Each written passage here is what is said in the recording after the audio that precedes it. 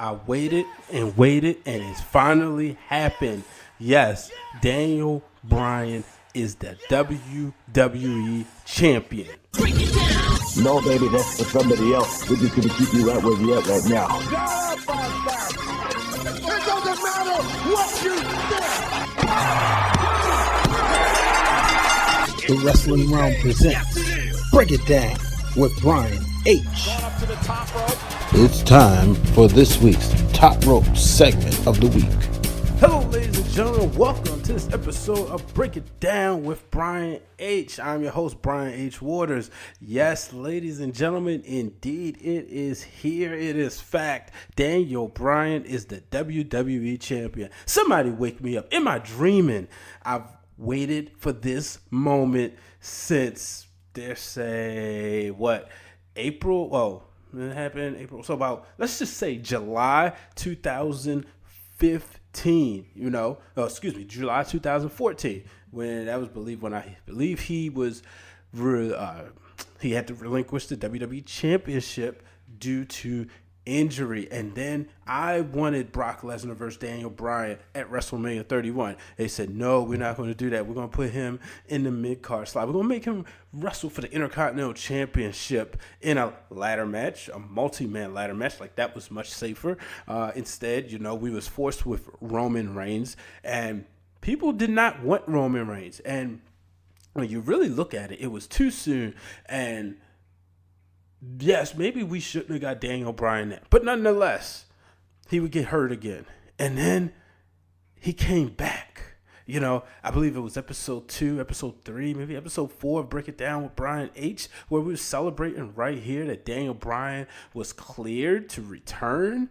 It was definitely early in the episodes this year.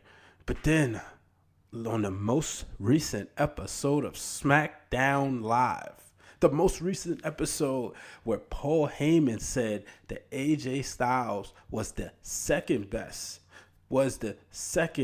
best technical wrestler, full package. And when he said that, I was like, oh, okay, who is he talking to? And then he said Daniel Bryan. I'm like, that's interesting. I mean, I know that to be true, but why is he saying Daniel Bryan is the best? Nonetheless, now don't get me wrong, I'm an AJ Styles fan, but Daniel Bryan, folks, is my favorite of all time. Yes, I said that in 2013 that he passed the likes of The Rock, Bret the Hitman Hart, and Hulk Hogan. So yes, Daniel Bryan is my favorite of all time. The only man who won the title that actually made me shed a tear. I still shed a tear when Naomi won the title at WrestleMania 33. But nonetheless, it happened last night. Daniel Bryan versus AJ Styles, because Daniel Bryan did not like the fact that AJ Styles had mentioned his name. Now, in all fairness, it wasn't like he said it first. He was provoked and he just replied. But of course, AJ Styles wasn't going to let Daniel Bryan punk him and say, don't say my name. So he said Daniel Bryan. And then boom, the melee happened. The two got to fighting. And Shane McMahon said, enough. You know what?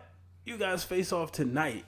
And because we watch wrestling so much, we just knew there's no way they're going to change the title. They got all the marketing materials. There's no way they're going to change the title before Survivor Series, because they've been pumping up AJ Styles versus Brock Lesnar too. Why would they do such a thing?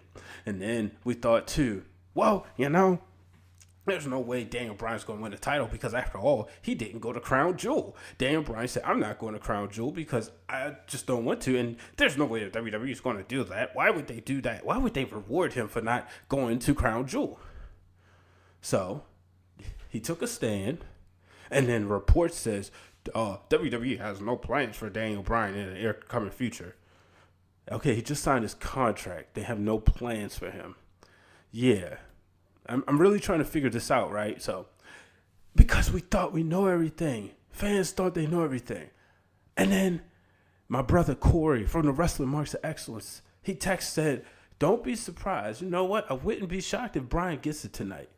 And I'm thinking, uh-oh. Now, I'll break open the fourth wall right here. Fourth wall, break it down, Brian H. I fell asleep because I had been traveling from Chicago. I went to Chicago for 4 days for my shoot job. which I was mad that I didn't realize Evolve was right up there. And I was like, wow, I could have checked out a wrestling show, because by the time the show happened, I had finished working for the day on that Saturday. But you can follow me at Brian H. Waters on Instagram if you want to see the pictures.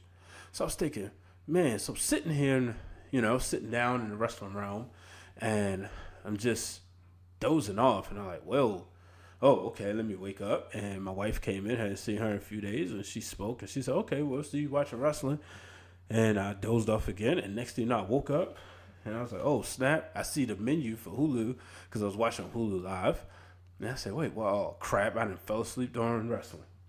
So then I pulled out my phone, and there it is. Bryan, new WWE champ. And, of course, I was mad. Then I was like, man, I want to run around the screen because it finally happened. Of course, I went on YouTube, because somehow, some way, people can get away on YouTube by actually doing stuff like that. And they put it up there. So guess what I did? I watched it, and I saw the moment that he kicked AJ Styles below the belt, man. And then he hit him with the running kick. And then 1, 2, 3. We got a new WWE champion. And guess what? If it was Casual Friday at work, you best believe I would have worn a yes shirt. So you best believe, spoiler alert, is coming. So where do we go from here? Because after all, we know everything, right? And there's reports that The Miz is going to turn babyface. So if The Miz turns babyface, that means we're going to get a Daniel Bryan versus The Miz. But The Miz is going to be the babyface, and Daniel Bryan's going to be the heel, right? Look, man, sit back, enjoy the show. What did I see on Twitter? This is too soon. Why they do it this way? So what? We don't get paid to think about this stuff, man. That's not our job. Our job is to simply go back, watch the show, and enjoy it. And that's what I'm going to do. For the first time since 2014, I can personally say that my favorite wrestler is the WWE champion. Not my favorite wrestler on the roster at this time. Not my favorite wrestler who's hot right now. No, my favorite wrestler of all time. Before 2014, because I'm not going to sit up here and lie and say Daniel Bryan had held that title in 2011, 2012. But, before then, I couldn't say that till 2002 when Hulk Hogan was the WWE champion. Then, I believe he was still considered the undisputed champion, Yeah, so, but nonetheless, I couldn't say that then.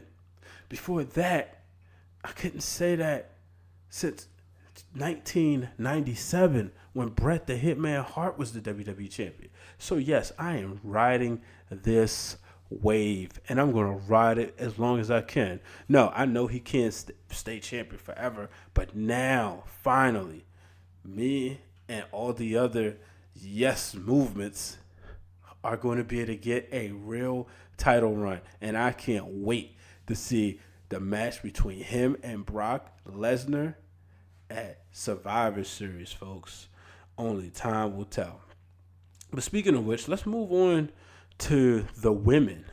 So, if you haven't been paying attention, Becky Lynch has been killing it.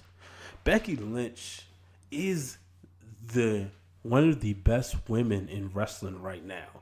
While I believe Charlotte Flair is the best women's wrestler, the most complete package on the roster, and perhaps will be the greatest of all time, right now Becky is white hot as a heel. Unfortunately, she took a bruise to the face courtesy of Nia Jax, and because of that, she will not be facing Rowdy Ronda Rousey at Survivor Series this Sunday. So I think that's unfortunate, but it may be a blessing in disguise because we might just get Becky Lynch versus Rousey at WrestleMania. We're getting Charlotte instead. Now, it would have been interesting if she would have chose Asuka, but she didn't. She chose Charlotte, and it made sense. Charlotte's the person who took her to the limit, the person she beat for the title, the person who she had to do everything in her power to hold on to that title. So now, why not choose her? You got an issue with Ronda Rousey. You come to the point you invaded Raw, which eventually is the reason that you're hurting and the reason that you're sidelined. So it made sense for her to choose Charlotte. Now, let me put a bug in your ear. Here's what I think. I think we get the 4 horsewomen on 4 horsewomen showdown. We're getting Ronda versus Charlotte. Becky Lynch and Charlotte are on the same page per se because, she gave her that hug and said, look, yeah, we had differences, but, we got to come together for a common cause. I need you to go out there and beat her. So now they're on the same page. Bayley and Sasha Banks had to face off for the final spot on the Raw women's team, only for the girls to beat them up. And then Alexa Bliss just handed the spot to Ruby Riott. So Bayley and Sasha aren't doing anything. We know Shayna Baszler will be at TakeOver as she's defending the NXT Women's title against Kairi Sane. So, remember what happened at Evolution? The 2 other members of the 4 horsewomen came out there. So now is the perfect time. But guess what? Survivor Series has that prestige. And I've said this time and time again as I sit here in the Wrealm looking at my DVD collection.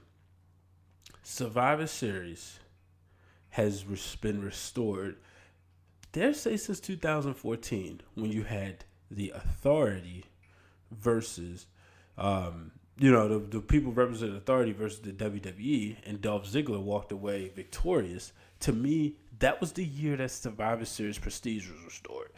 You go after that, you have Dean Ambrose versus Roman Reigns for the title in the tournament, in the main event, that is, where in that same night, you had Brock Lesnar versus The Undertaker. Then, the next year, you had Brock Lesnar versus Goldberg. And then with Goldberg's prestige was restored. But you also had beginning of the Raw vs. SmackDown series, where they put Survivor Series and bragging rights into one. So, the prestige of the Survivor Series has been restored. I'm here for it. Let's get this party started. We talk about the Big 4, and it looks like all the Big 4 pay-per-views matter. So I'm going to go ahead and take my first break. Let's hear what the other wrestling show you should be listening to. Let's hear what they got to say. This is Glenn Thomas with the Wrestling Marks of Excellence, and you're listening to Break It Down with Brian H. Waters, brought to you by the Wrestling Wrealm. And I'm back, ladies and gentlemen. So that was my boy Glenn Thomas from the Wrestling Marks of Excellence Radio. So as I'm recording, I'm pretty sure him and Corey are recording or they're wrapping up. But make sure you check them out because I know they're going to have a great Survivor Series prediction show. So I'll be listening to that and tweeting the links, of course. And, of course, hitting my replies. So let's move on. So we got Braun Strowman, He's on the Survivor Series team. But he has some bigger fish to fry. I don't think he really cares about the Survivor Series team because he wants to get his hands on Baron Corbin. And he wants a title shot. Now, Stephanie McMahon gave him, the option. She said she'll give him the title shot because she told him she needed him to stop. He was obviously holding up Raw. He was going to wreck everything in sight. She said, look, I need you to stop. He said, well, she said, I can give you everything. Buses, whatever, planes. He don't care about none of that. We knew he didn't care about that. We knew what he wanted. He wanted another title shot. But right now, he wants his hands on Baron Corbin. So, he's going to get his hands on Baron Corbin soon, and he'll get a title shot. I'm not sure if they put the title on him. I wrote in an article on thebrianhwaters.com, which you can check out. I don't believe you necessarily have to go with Braun Strowman as a champion. I thought so, but I'm not going to give away the article because then you wouldn't read it. So I want you to read that. Let me know what you think. But let me just say, I don't necessarily need Braun Strowman as my champion. Now, it's 2 guys that I did say in a second article, which I'm not going to give away, and that is Drew McIntyre and the guy I'm about to talk about next, Seth freaking Rollins. Now, Seth Rollins is a guy who is on another level now. When 2015 hit, actually it was 2014, right before he was the Money in the Bank holder, I said Rollins is the next megastar in wrestling. Later on, he would go into that season of WrestleMania, and at WrestleMania 31, cash in his Money in the Bank. Which, now think about it, I mentioned earlier I wanted Brock Lesnar versus Daniel Bryan.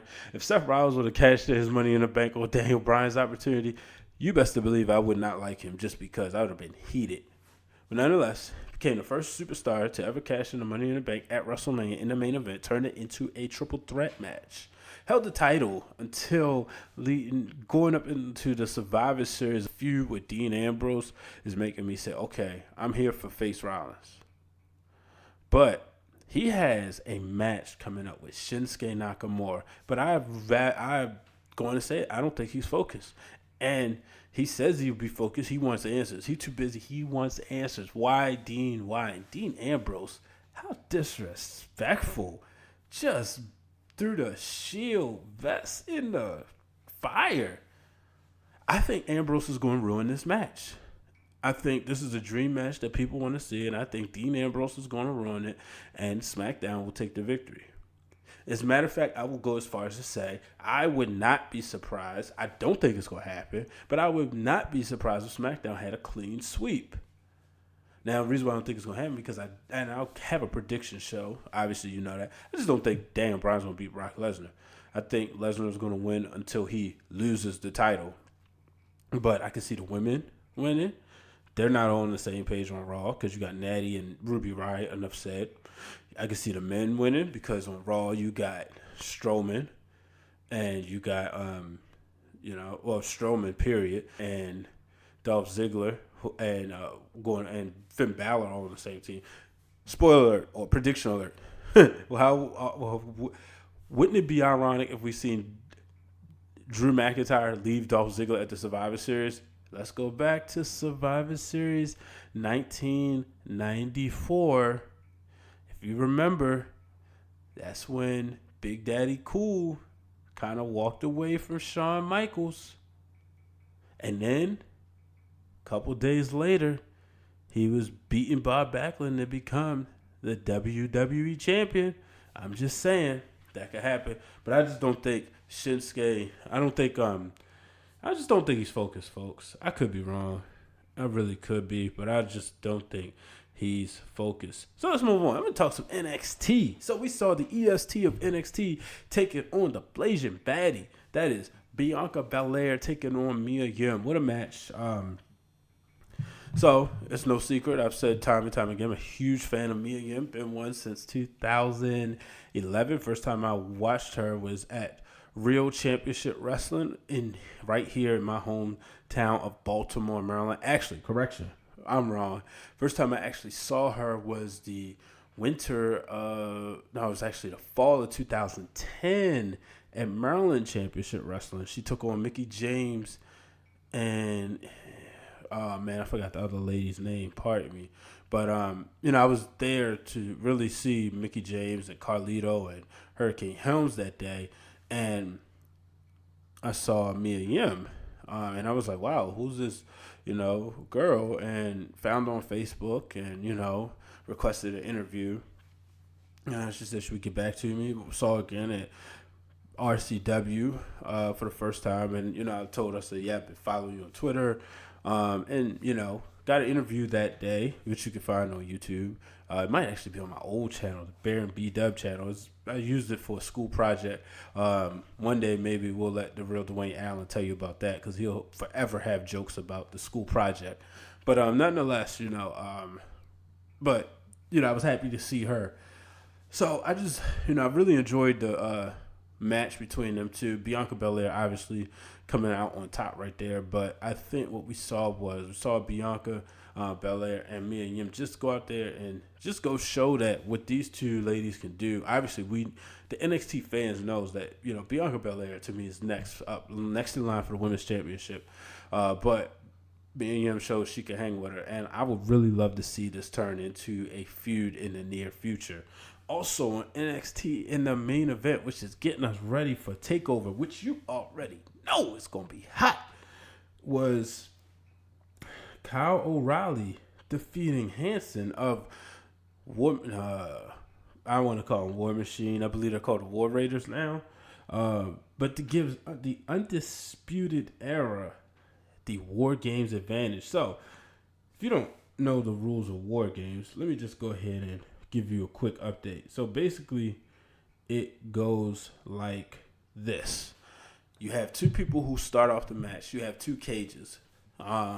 Nobody can be pinned or submitted until everybody's in the cage on both teams. They used to do is they draw a coin in the back, and you don't find out who won the toss until the match started. War Games advantage means that the first team that will come out will be somebody from the Undisputed Era because they got the advantage. So Kyle O'Reilly was able to get that win. Of course, Undisputed Era helped him, but nonetheless, this is going to be good. Saturday night. Get ready, because I know I'm ready. I might be in the WWE 2K League on PlayStation 4. If you have PlayStation 4 and you're interested, hit me up. I'll get you in contact with the commissioner. But nonetheless, it's definitely a fun league. I have we create our own characters. I have a created woman. Her name is Marissa Thompson. Don't ask. I just came to mind. Then I have a guy, a cruiserweight named Pretty Boy Bradley. And then I have my guy, Brian H. Waters. So it's really cool. Got a lot of creative people out there. So, but nonetheless, I'm going to take another break. Got another wrestling show you need to be listening to. What up? This your boy TW at TW Talking About on Twitter. And what I need everybody out there to do right now is sit down, zip your lip, and listen good. You just might learn something. You're listening to Break It Down with Brian H. And I'm back, ladies and gentlemen. So that was my boy Terrence talking about wrestling. Make sure you check him out. He had a great show this past week where he really breaks down Becky Lynch. And I would have threw the sound in here, but I didn't get written express permission by Terrence Williams of TW. So because I didn't get that permission, I had just thought about it, but then I was on my way somewhere and I never got a chance to reach out to him. But I wanted to give you guys a teaser, but nonetheless, I want you guys to go out your way and listen to his show. Let's be real. You listen to a podcast, you listen to it once. So that means once you finish, you got free time, right? Who needs to listen to today's music? Listen to another podcast, We got all this wrestling, and we all have different perspectives. So make sure you check us out. So now it's time to come from the Wrealm. And now for our From the Realm segment, where I answer your questions from the Facebook fan page, the Facebook group page, and the Twitter at Wrestling Realm. From the Wrealm this week. So we got one person, but she asked not one, not two, but 3 questions. So let's get right into it. So coming from my girl Lauren, named former Valley Girl, and her first question, her first question, Team Nia or Team Becky? In all seriousness, it clearly looks like WWE is using everyone's reaction for the storyline. Thoughts? So, man, but I'm going to go with Team Becky on this one just because, and there's no shame to Nia Jax, but, Becky Lynch is just on a whole new level. And just the way she's out there utilizing social media, I don't think she's going to maintain her momentum and steam that she has. So I'm going to go with her, which, like her Twitter name, obviously her handle stays the same because if you change your handle, you lose your verification. But her Twitter name is The Man Is Now Residing in Ronnie's Head. And she keeps calling her out. So, but nonetheless, and her and Nia Jax, Nia Jax posting a picture that said, "Hey, we don't deliver mail, things happen.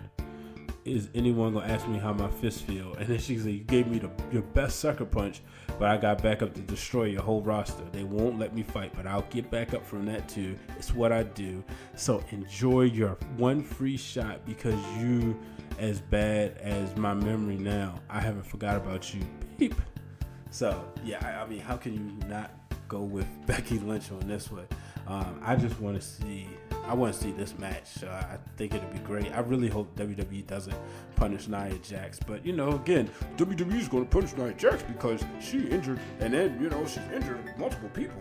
They even have a Mortal Kombat graphic out there. And if you look at the graphic, you'll see Becky Lynch Nia Jax has injured Bayley, Zelina Vega, Alexa Bliss, Becky Lynch. Is Charlotte and Ronda next? Yo, the internet, man, I tell you. So, next question. How do you feel about wrestlers that botch over and over again and hurt folks? We've seen Sasha and her suicide dives. For reaction when it comes to women's wrestlers or no? Man, Lawrence. So, I've said this before. Yeah, I do think people see it more with women's wrestlers. It seems like there's this magnifying glass. I have to agree with you. I don't like it at all. I don't see why like everybody feels like they can just criticize the women like the men never make mistakes. I think too, we look at it because most of the time maybe like shelf life for a women's wrestler is shorter, just because you look at them and they want to have children, they want to do other things. There used to be the eye candy factor, and you had the women who were models. I don't think it's the eye candy factor no more, because I think these women, this is what they wanted to do. But there's still, remember, it's still shelf life, especially if you want to have children, right? But as far as accidents happen, it's the thing when they keep making the same mistakes, then that's when you have a problem. But I don't think I don't think they should be punished. I said with Brie Bella, I said this weeks ago, that I'm not a woman. I don't know what the equilibrium feels like. I cannot tell another woman like, oh yeah, you shouldn't wrestle, you should wrestle, you got to get this right, because their bodies change when they have children. So that's my 2 cents on that. All right, so the third question: do you think there should be an off season? If so, how could they do it? Any correlation between their schedule, fatigue, and all these injuries? Oh man, so I do think there should be some off season, but I mean, like for instance, so we just had AJ Styles hold the WWE Championship for over 365 days. So a guy like that, I mean, his title reign could have went honestly through WrestleMania, and most of us would have been fine with it. At least the children would have been, who is the audience they cater to. So you look at that and you say, but when you got somebody that hot, when do you pull the trigger? You think about Stone Cold Steve Austin. You think about The Rock. These guys went hard for consecutive years. Bret Hart said he went about 12 years without a break. So, but I do think now with all the information we have, maybe you do have sort of an off season or a quarterly season. Maybe you get those 2-week periods every few months. Now we have enough where I think if you're not a champion, maybe you can get a pay-per-view off, and take a break. So I don't know. It'll definitely be interesting to see what they do from here. But I was going to say obviously, but I do think there is correlation because there is no off season. There's correlation because of injuries. But at the same time, it's like it's a business, and then you consider they're going to different towns every week. So Bryan, because he wasn't a wrestler, because he wasn't wrestling, but even though he was a GM. So, I mean, there's so many things that could be left, as well as anybody else who's listening. So, but that's going to do it, ladies and gentlemen. Thank you, as always, for tuning in. I had to, I fell asleep yesterday, so it wouldn't have made sense to record right after, because you wouldn't have had the same instant excitement. It's been an exciting day. If you're friends with me on Facebook or you follow me on Twitter, expect more Daniel Bryan pages, because I'm going to troll the heck out of all y'all, because everybody wanted to make jokes when my guy was not around, when he wasn't the WWE champion. So he is the WWE champion, and I'm going to enjoy it to the fullest. Until the next time, ladies and gentlemen, I'm Brian H. Waters. So long, everybody.